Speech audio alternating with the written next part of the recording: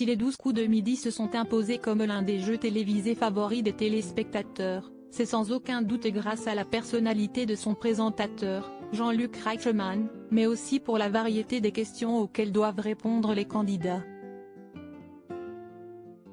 Bien plus que la culture générale, les maîtres de midi et leurs adversaires sont interrogés sur des domaines variés tels que les sciences, la pop culture mais aussi la linguistique. Dans l'épisode diffusé ce samedi 17 décembre sur TF1, Marion, l'une des candidates venues défier Stéphane, l'actuel maître de midi, devait ainsi répondre à une question étonnante. Le terme rodave, notamment employé par la jeune génération, signifie-t-il arnaquer ou autre chose?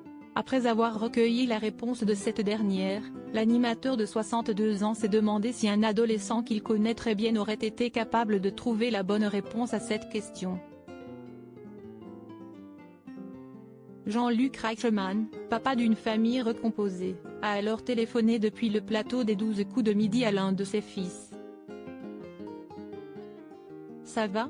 On est, à l'antenne », l'a-t-il aussitôt informé avant de poursuivre. « Dis-moi, quand un jeune se fait rodave, tu sais ce que c'est rodave? »« Je ne sais pas moi, ça peut être plein de choses », a répondu l'adolescent.